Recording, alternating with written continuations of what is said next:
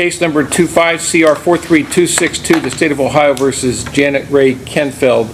Ms. Kenfield is before the court with counsel, Mr. Rubenstein, Mr. Goldman. Ms. Nicholson's here on behalf of the State of Ohio. We are here, the court had previously had a hearing where there was a stipulation with regard to the competency report, although I don't see where there's ever been a finding. We didn't put anything down yet. We didn't put anything down because of the kind of pending issues. Okay. We can put that entry down today. All right, so today the court intends to find the defendant incompetent to stand trial and not restorable, correct? That's correct, Your Honor. All right, then we had the issue with regard to the court's continuing jurisdiction over the defendant during the statutorily required time. Ms. Nicholson, there was a memo filed on behalf of the defendant with regard to dismissal of the charge of the case against Ms. Kenfield. Your Honor, the state understands with what the defense has filed that statutorily the offense of aggravated vehicular assault is not one that the court can retain jurisdiction over based on its elements and what is required. Okay. Anything else then? I take it that I see the alleged victims are in the courtroom. Yes. They want to make a statement. Yes, Your Honor. The victim's mother, Mindy, would like to address the court. She does understand that the case will be dismissed, but as there will not be a time for her to make a real victim impact statement, I would ask the court to let her do that at this point. All right, the court will allow it. Ma'am, you can step forward to the podium, please.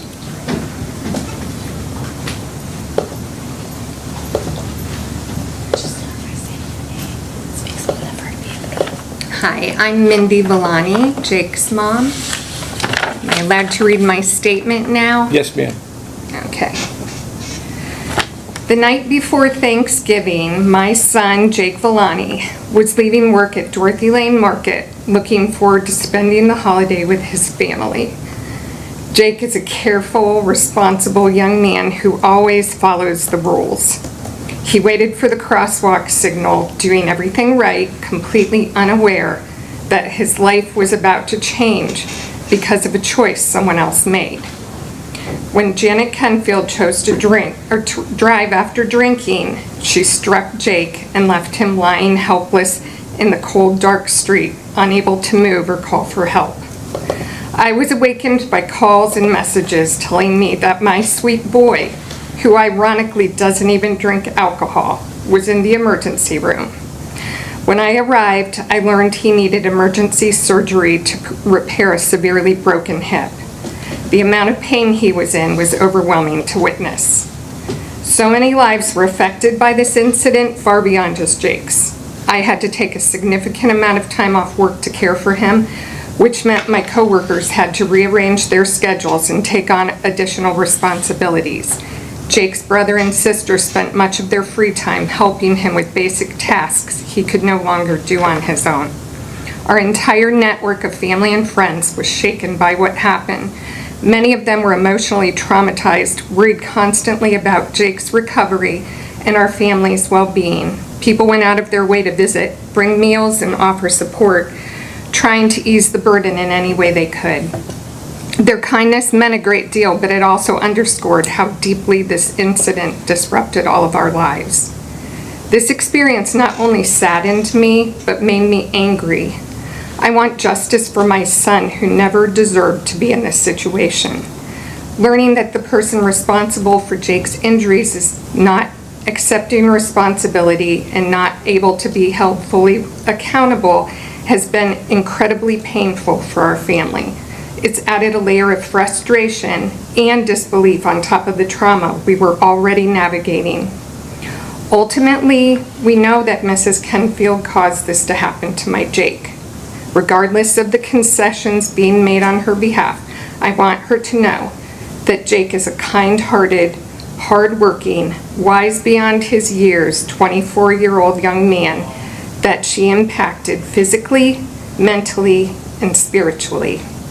I don't know if I'd be able to say this if Jake hadn't survived this incident, but I forgave you a long time ago. I've made unwise decisions in my life, but by God's grace, I didn't cause this much affliction to anyone. I thank God too many times to count for sparing my son.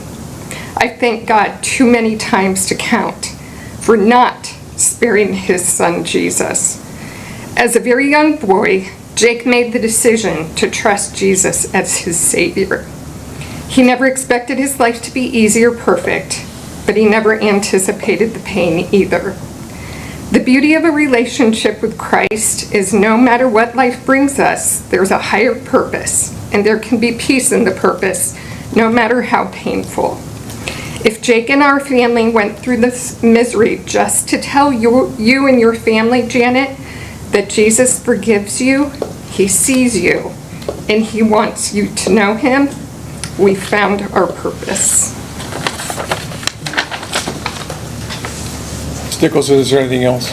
No, Your Honor. Mr. Rubenstein, is there anything on behalf of the defendant? Judge, we'll submit on the written motions. Thank you. All right, at this time, ma'am, I do feel your pain. It is somewhat frustrating, but I would suggest perhaps that if you wanted to make a change, that you reach out to your state rep or senator, state senator, to make a change in the way the statute is worded. I guess I was somewhat surprised to learn that this is not considered an offense of violence. I guess from your perspective, it is clearly an offense of violence, the way your son was injured, but it is not. So the court does not have any choice at this time but to grant the defendant's request and dismiss the indictment. I would encourage Jake, as you know, Jake, all things work for good for those who love God, who have called according to his purpose. So he has a plan for you. Okay? That's all. Thank you all. And we'll order the return of the vehicle. Yes, that'll be granted as well. Thank you. Thank you, Judge.